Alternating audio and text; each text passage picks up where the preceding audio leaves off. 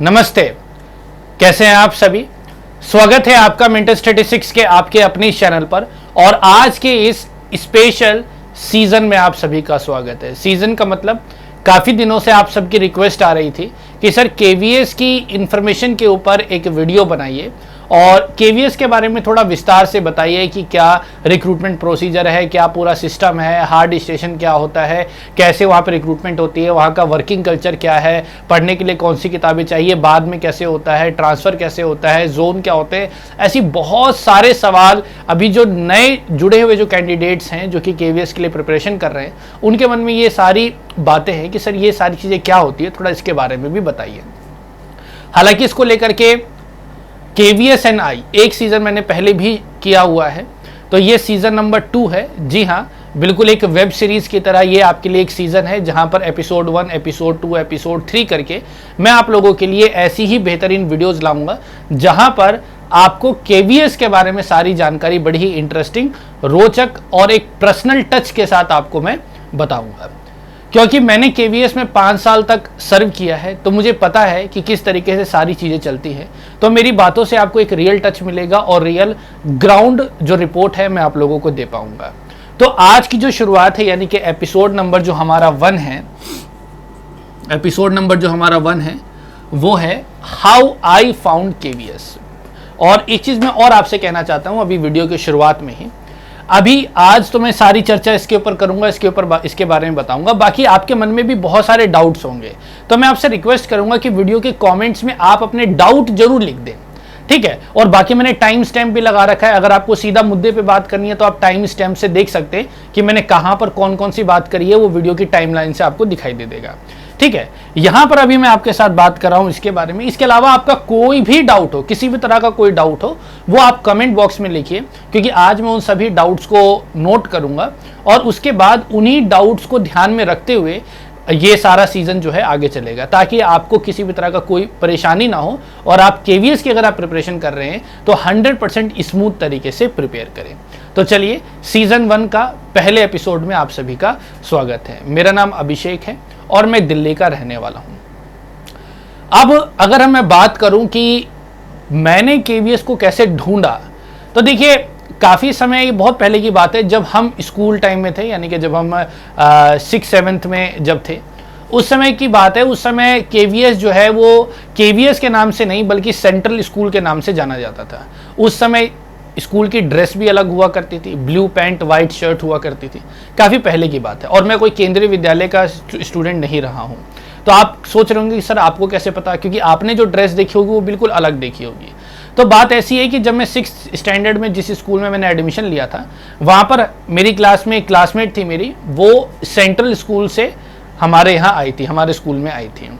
तो अब उसने मुझे इसके बारे में बताया था। और शुरू शुरू में बच्चों के पास ड्रेस नहीं होती तो अपने पुराने स्कूल की ड्रेस पहन के आते हैं। उस दौरान मैंने ये ड्रेस देखी थी जो मुझे आज तक याद है। सेंट्रल स्कूल की कई बार मैं बस जाते हुए देखता था। सेंट्रल स्कूल की वैसे अपनी कोई बस नहीं होती, लेकिन जैसे किसी सीआरपीएफ में या फिर किसी कैंपस में या फिर बीएसएफ में अगर कोई स्कूल होता है तो उस कैंपस की जो बस है, यानी कि उस यूनिट की जो बस है, वो कई बार केवीएस की हेल्प करती है, उस स्कूल की हेल्प करती है और बच्चों को कैरी करती है। तो इसी तरीके से मैं कई बार देखता था। तो मुझे ये पता चला कि केवीएस में केवल उन बच्चों का एडमिशन होता है जिसके पापा सरकारी नौकरी करते हैं या फिर गवर्नमेंट डिपार्टमेंट में। तो मुझे बड़ा अफसोस हुआ अपने ऊपर, मुझे ऐसा दुख सा हुआ कि काश मेरे पापा भी सरकारी नौकरी में होते तो मेरे को भी केवीएस में जाने का मौका मिलता, मतलब सेंट्रल स्कूल में जाने का मौका मिलता। क्योंकि वो बहुत ही तारीफ़ क्या करती थी कि हमारे स्कूल में तो ये होता है, हमारे स्कूल में वो होता है, और हमारे स्कूल में ऐसा कुछ खास होता नहीं था, क्योंकि मैं एक बहुत ही ट्रेडिशनल सरकारी स्कूल दिल्ली के उसमें था। हालांकि हमारा सेक्शन इंग्लिश मीडियम था। तो इस तरीके से बातें आगे चली। 2011 में मैंने डिप्लोमा किया और इस दौरान जो है 11 से 13 के बीच केवीएस जैसी कोई बात हमने सुनी ही नहीं। सेंट्रल स्कूल का मैंने नाम सुना था। 2013 में जब डिप्लोमा ख़त्म हुआ तो जो हमारा 2 साल का डिप्लोमा था, ये आप सभी जो लोग डिप्लोमा कर रहे हैं, ये मेरी बात से बिल्कुल आप रिलेट कर पाएंगे कि जब हम डिप्लोमा करते हैं तो डिप्लोमा के दौरान काफ़ी सारी बातें हमको सिखाई जाती हैं, काफ़ी सारे लेक्चर्स होते हैं, हमें स्कूल में जाकर के टीचिंग प्रैक्टिस करनी होती है, इररिस्पेक्ट आप किसी भी स्टेट के हों। अब स्टेट के अंदर जो भी बात होती है, यानी कि हमारे डाइट्स में हमसे जो भी बात करी जाती थी, उस दौरान किन चैलेंजेस को सबसे ज़्यादा जोर पकड़ा जाता था। तो सबसे पहला सरकारी स्कूलों को ध्यान में रखा जाता था। अब किसी भी गवर्नमेंट इंस्टीट्यूशन से अगर आप डिप्लोमा करते हैं, प्राइवेट से भी अगर आप डिप्लोमा करते हैं एलिमेंट्री टीचिंग का, तो आपको यही बताते हैं कि सरकारी स्कूल्स को कैसे सुधारा जाए या फिर वहां पर आप अपनी बेस्ट इनपुट कैसे दें कि एजुकेशन के अंदर सुधार हो। यही बात करते हैं, आप सभी मेरी बात से सहमत होंगे। तो हमारे यहाँ भी ऐसी बात चलती थी। तो जब डिस्कशन चलता था तो बेस किसको माना जाता था? तो जब बेस मानने की जब बात आती थी तो वो आती थी क्या कि दिल्ली के जो सरकारी स्कूल है, दिल्ली के सरकारी स्कूल जहां पर हर तबके के बच्चे आते हैं, तो वहां पर उन बच्चों को कैसे संभाला जाए। यानी कि जिन चैलेंजेस की हम बात करते थे वो चैलेंजेस पूरे के पूरे दिल्ली के स्कूल्स के होते थे, दिल्ली के सिचुएशन के आधार पर होते थे और दिल्ली के जो भी दिल्ली का पूरा सिस्टम है उस आधार पर सारे चैलेंजेस को हमने स्टडी किया था। तो मन में बस है कि यही जुनून था कि दिल्ली के स्कूल में जाकर के पढ़ाने का मौका हमको मिलेगा। तो जब दिल्ली के स्कूल्स की बात करते थे तो कुछ अलग अलग डिपार्टमेंट्स हैं दिल्ली में, मैं प्राइवेट डिपार्टमेंट्स की बात नहीं करूंगा। सरकारी डिपार्टमेंट की अगर हम बात करें तो मेजर 2 डिपार्टमेंट में काम चलता था। एक तो है MCD यानी कि म्यूनिसिपल कॉर्पोरेशन ऑफ दिल्ली, और एक आता है DOE यानी कि डायरेक्टरेट ऑफ एजुकेशन, जहां पे सर्वोदय स्कूल, ये सारे स्कूल्स आते हैं। तो ये 2 सबसे बड़े डिपार्टमेंट है जो गवर्नमेंट प्राइमरी स्कूल्स को चलाते हैं। उसके बाद अगर देखा जाए तो कैंटोनमेंट बोर्ड है, ठीक है, और कुछ तमिल एसोसिएशंस हैं। तो ऐसे कुछ गवर्नमेंट एडेड स्कूल्स हैं, कुछ इक्का दुक्का, और बाकी जो है मेजर इंस्टीट्यूशन में अगर हम देखें तो MCD और DOE काम करती है। तो हमने तो पूरा यही मन बना रखा था कि कभी यहाँ पर जाकर के हम पढ़ाई करेंगे, मतलब पढ़ाया करेंगे।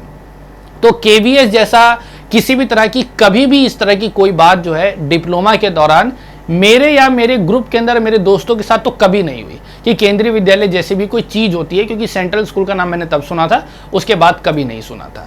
और उस समय ऐसा कुछ चर्चा में भी नहीं था। जैसे कि बात है अभी फिलहाल केंद्रीय विद्यालय को सभी जानते हैं और रिक्रूटमेंट प्रोसीजर के ऊपर काम करते हैं। उसका एक बहुत बड़ा श्रेय मेंटर स्टैटिस्टिक्स को जाता है, क्योंकि इसी ने टीचिंग सेक्टर के अंदर, टीचिंग प्रिपरेशन के अंदर नींव रखी है, फाउंडेशन रखी है पूरे इंडिया में।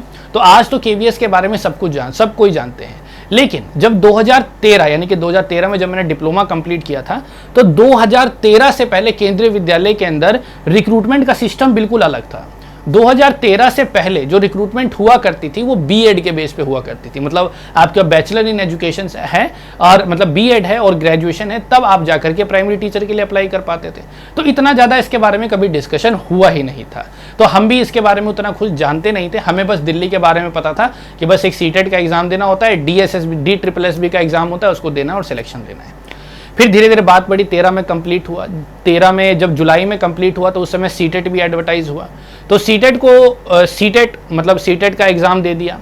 CTET का एग्ज़ाम देने के दौरान मैंने एक NGO में काम किया था, 2-3 महीने काम किया था।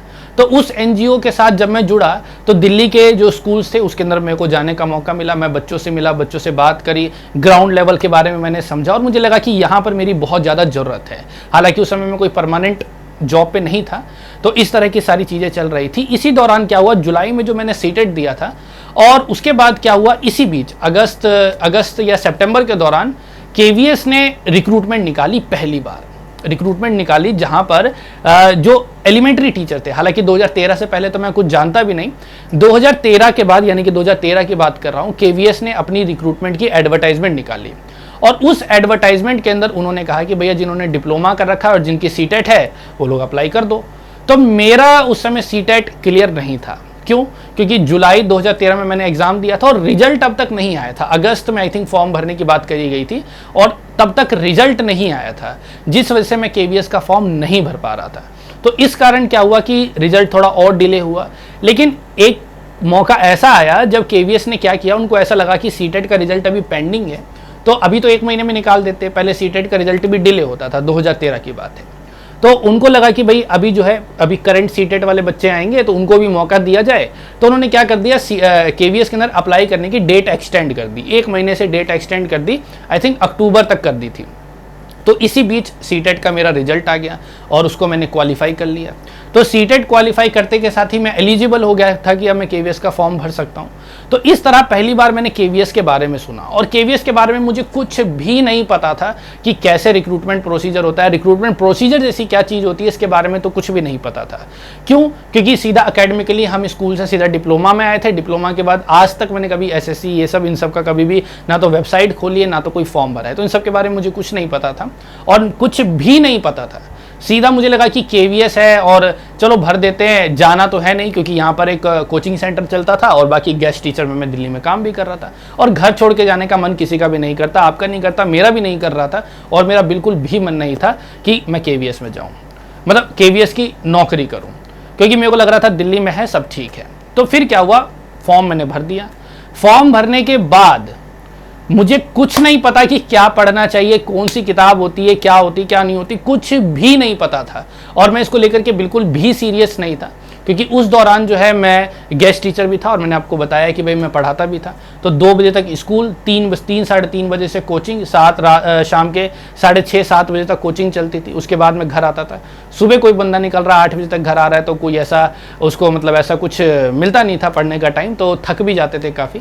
तो जो भी पढ़ाई लिखाई का टाइम था वो स्कूल में ही हम पढ़ा करते थे। अकेडमिकली स्ट्रांग होने की वजह से कोई चीज़ एक बार पढ़ लेते थे वो जल्दी समझ में आ जाती थी, इस कारण सारी चीज़ें ठीक ठीक चल रही थी। ठीक है, तो दिसंबर मैंने फॉर्म भर दिया अक्टूबर में और इस तरीके से दिसंबर 16 दिसंबर मुझे आज भी याद है, 16 दिसंबर को जो है एग्ज़ाम हुआ था।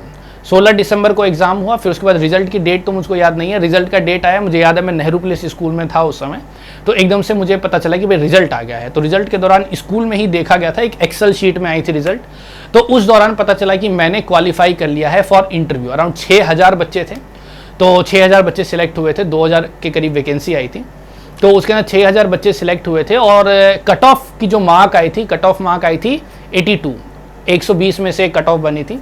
82 जो है मार्क्स आए थे, कट ऑफ मार्क्स थे और मेरे 85 थे। मुझे कोई बताने वाला नहीं था कि भाई तेरे मार्क्स बहुत कम है, तुझे इंटरव्यू में बहुत ज़्यादा मेहनत करनी चाहिए क्योंकि तू बॉर्डर लाइन पे है। ऐसा कुछ भी नहीं है, ऐसा किसी ने कुछ नहीं बताया और ना ही मैं किसी को जानता था जो मुझको गाइड कर पाए। तो वहाँ से हो गया। फिर मेरे को इसी चीज़ की खुशी थी कि ये मेरा क्वालिफाई हो गया।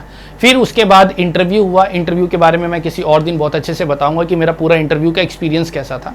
तो इस तरीके से मैंने एग्ज़ाम दिया, फिर एग्ज़ाम क्वालिफाई किया, फिर कुछ समय के बाद इंटरव्यू मिला।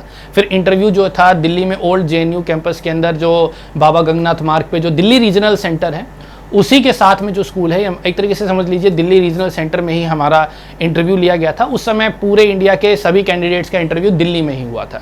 रिसेंट जो आपने सुना होगा उसमें अलग अलग रीजनल सेंटर्स या अलग अलग स्कूल्स के पास आपने अलग अलग स्टेट्स में, जोन में आपने इंटरव्यू होते हुए देखा होगा। उस समय इंटरव्यू दिल्ली में ही हुआ था। मेरे लिए पॉजिटिव पॉइंट था कि हेडक्वार्टर और रीजनल सेंटर दिल्ली में ही था और मैंने यहीं कहीं ज़्यादा दिक्कत नहीं हुई और मेरा इंटरव्यू हो गया। तो इंटरव्यू यहाँ पर हुआ। फिर अगस्त में, मतलब मई जून के आसपास की बात है कि भाई रिजल्ट आया था। फिर उसके बाद जून जुलाई के, आई थिंक जून के आसपास जो है वो हमारा इंटरव्यू हुआ था। इंटरव्यू होने के बाद अगस्त में रिजल्ट आया और 25 सितंबर 2014 को मैंने केंद्रीय विद्यालय को ज्वाइन किया था। तो इस तरीके से मैंने केवीएस को ढूंढा और इस तरीके से मैं केवीएस में पहुंचा। मेरी पहली जो पोस्टिंग थी वो चेन्नई रीजन में थी। स्कूल का नाम थोड़ा अजीब सा था, मेरे को पढ़ा नहीं जा रहा था, ऐसे पढ़ा जा रहा था कराईकुडी, KARAIKUDI, इस तरीके से स्कूल का नाम था, KARAIKUDI। तो मैं इसको पढ़ता था कराईकुडी, हम ऐसे ही पढ़ेंगे, ठीक है। तो बड़ा ही इंटरेस्टिंग जर्नी थी। एक न्यू एपिसोड में मैं आपको बताऊंगा कि मेरी जर्नी, फर्स्ट जर्नी कैसी थी। आप सभी को बड़ा मजा आएगा ये सब सुन करके। तो इस स्कूल में मेरी फर्स्ट पोस्टिंग हुई, तो वहाँ पे मैं गया, मैंने वहाँ पे ज्वाइन किया और कुछ ही 2 दिनों के बाद ही दिल्ली वापस आ गया था, क्योंकि जाने के तुरंत बाद ही ऑटम ब्रेक्स थे। तो ऑटम ब्रेक्स में मैं घर आ गया था और बड़ा अजीब सा लग रहा था। तो इसी तरीके से यह पहली सिचुएशन थी जब मैं केवीएस को बिल्कुल नहीं जानता था, बिल्कुल एक नए एटमॉस्फेयर के अंदर मैं पहली बार जुड़ा था और इस तरीके से मैंने केवीएस को फाइंड आउट किया। तो ये था एपिसोड नंबर 1 जहां पे मैंने अपना एक्सपीरियंस शेयर किया। अब आपके जो भी डाउट्स हैं या फिर जिन भी चीज़ों के बारे में आप जानना चाहते हैं, चाहे कल्चर हो, चाहे वर्किंग एनवायरनमेंट हो, कुछ भी आप वीडियो के कमेंट बॉक्स में ज़रूर लिखिएगा, ठीक है, ताकि मैं उसको पढ़ पाऊँ और उस अनुसार ये जो अपना जो पूरा सीज़न चलेगा, अराउंड 12 से 15 एपिसोड्स आएंगे इसके अंदर, तो उसके इस दौरान मैं कोशिश करूंगा कि आपकी सारी बातों को मैं कवर कर पाऊँ। तो फिलहाल अभी के लिए ये वीडियो आपको कैसे लगी, इस वीडियो को अपने सभी दोस्तों तक शेयर कीजिएगा, क्योंकि एपिसोड नंबर 1 है, अभी आगे बहुत सारी चीज़ें आने वाली हैं। तो आपके पूरी की पूरी जो बातें हैं ना बिल्कुल क्लियर हो जाएंगी और जिस समय आप केवीएस में सिलेक्शन होकर के सिलेक्ट होकर जब जाएंगे तो आपको ऐसा लगेगा ये तो अपना ही घर है, कुछ भी अनजान सा नहीं लगेगा। एक एक बातों से मैं आपको परिचित करा दूंगा। ये आपकी नॉलेज के लिए, एक अटैचमेंट के लिए और इंटरव्यू के लिए काफ़ी ज़्यादा आपकी हेल्प करने वाला है। सो दैट्स ऑल। आज के लिए इतना ही, मिलेंगे अगले एपिसोड में। उम्मीद करता हूं कि एपिसोड नंबर 2 के साथ मैं जल्दी ही आऊँगा। बाकी आप अपने कमेंट जरूर लिखिएगा ताकि उसको पढ़ करके सारे मैं आपके डाउट्स को क्लियर कर पाऊँ। So that's all, see you in next class. ऐसी वीडियो के रेगुलर अपडेट्स के लिए मेक श्योर कि आपने चैनल को सब्सक्राइब कर बेल नोटिफिकेशन को ऑन कर दिया है। तो फिलहाल अभी के लिए इतना ही, तब तक के लिए धन्यवाद। जय हिंद, जय भारत।